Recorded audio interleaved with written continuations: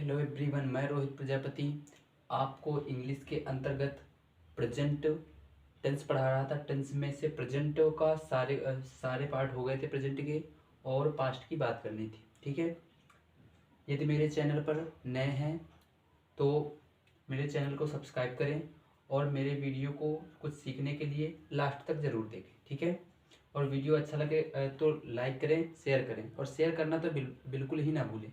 ठीक है, तो देखो, प्रेजेंट के सारे पार्ट हो गए तो हम पास्ट की बात करेंगे। पास्ट में पहला होता है पास्ट इंडेफिनिट टेंस।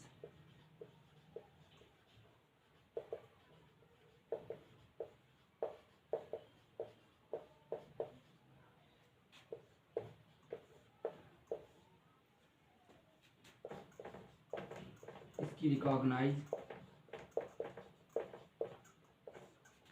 मीन्स पहचान।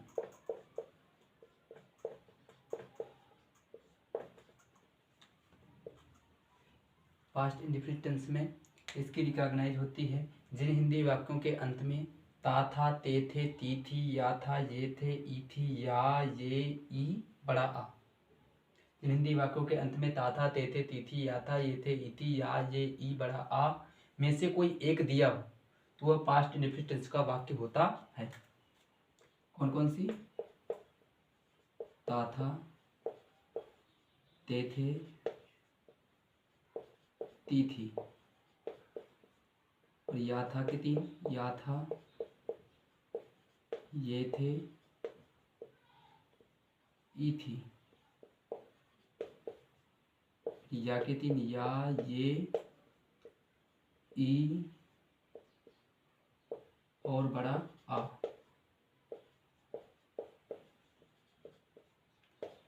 दिया होता है, दिया होता है। जिन हिंदी वाक्यों के अंत में ता था, ते थे, ती थी, या था, ये थे, ई थी, या, ये, ई बड़ा आ। ठीक है, इसकी helping verb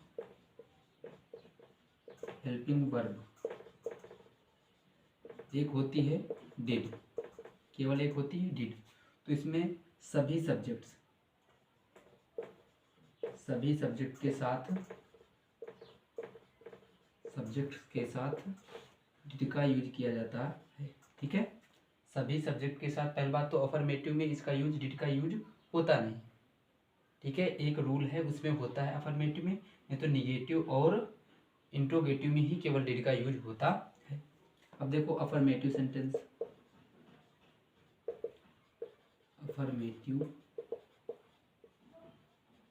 sentences method.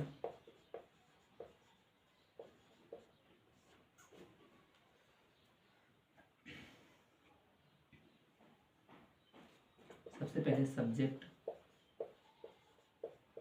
Plus main verb की सेकंड फॉर्म प्लस ऑब्जेक्ट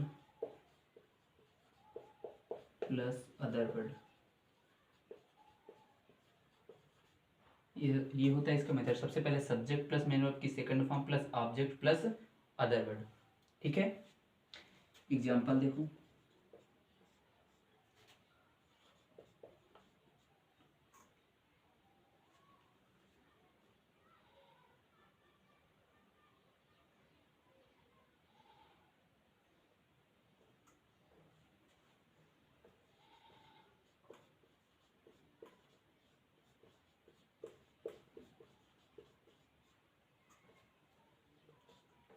वह कानपुर गई।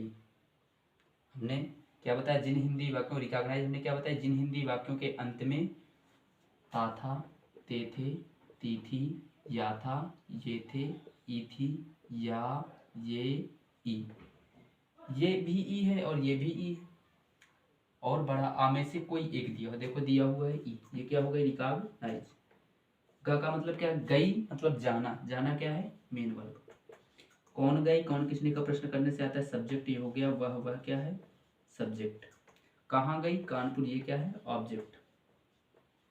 हमने क्या बताया? सबसे पहले सब्जेक्ट। सब्जेक्ट क्या है? वह कानपुर गई, मतलब क्या है?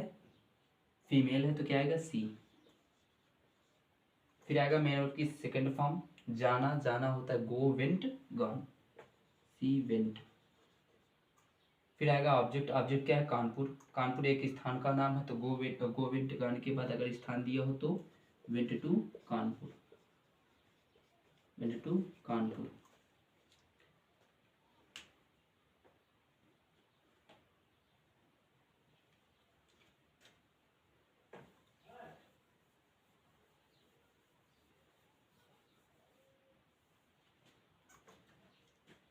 एक एग्जाम्पल और देखो, सेकंड,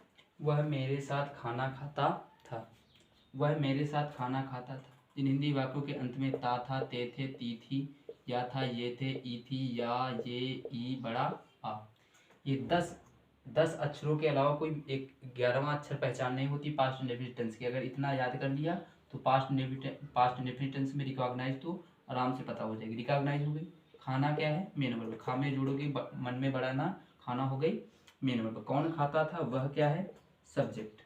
क्या खाता था, खाना, ये क्या है, ऑब्जेक्ट। किसके साथ, मेरे साथ, ये है अदर वर्ड। सबसे पहले लगाते हैं सब्जेक्ट, सब्जेक्ट क्या है, सबसे पहले लगाते हैं सब्जेक्ट, सब्जेक्ट क्या है, वह मेल है तो आएगा ही।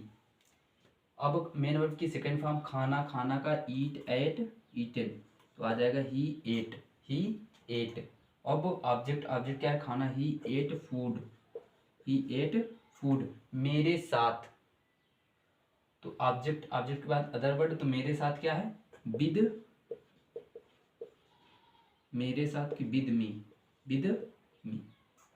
ठीक है, इसका एक रूल होता है वो देखो, जब पास्ट इंडेफिनिट टेंस में तो ऑब्लिक अवश्य दिया हो, तो ऑब्लिक अवश्य दिया हो तब डिड का यूज किया जाता है, तब डिड का यूज किया जाता है। तब उसका मेथड क्या होता है, जब वाक्य पास्ट इंडेफिनिट टेंस में वाक्य के बीच में कहीं ना कहीं तो ऑब्लिक अवश्य दिया हो तो उसका मेथड क्या होता है।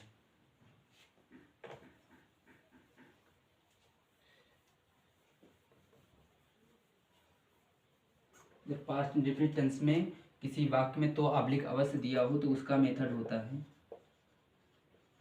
सबसे पहले सब्जेक्ट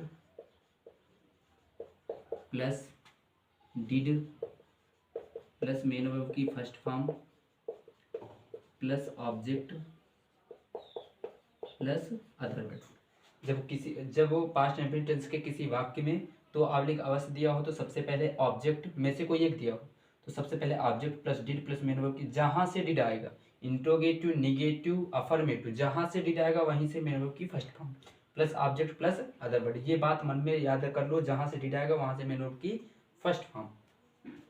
एग्जाम्पल देखो,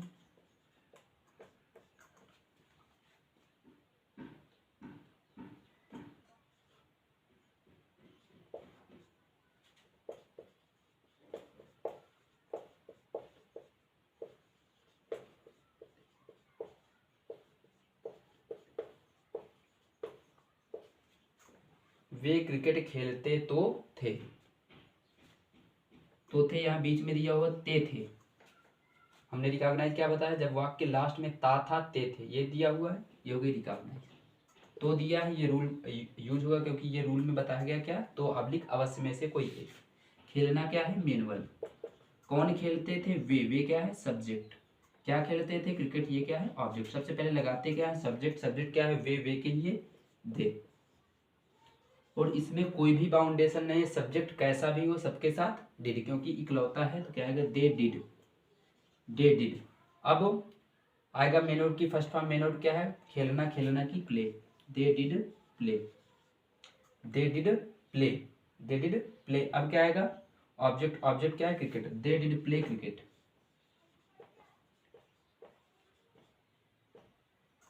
दे डिड प्ले क्रिकेट। आशा करता हूँ जितना भी कॉन्सेप्ट मैंने बताया आपको समझ में आया होगा। फुल डिटेल में मैंने इसके अलावा पास्ट इंडेफिनिट टेंस के अफर्मेटिव सेंटेंस में कोई भी रूल नहीं है, ठीक है, जैसा मुझको ज्ञात है। अगर आपको मिले तो मुझको भी बताएं, ठीक है। कोशिश मैं यही करता हूँ कि आपको सारी बातें समझ में। अगर वीडियो अच्छा लगे तो वीडियो को लाइक, शेयर और कमेंट करना ना भूलें। हो सके तो ज़्यादा से ज़्यादा शेयर करें, please please please. Thanks for watch the video.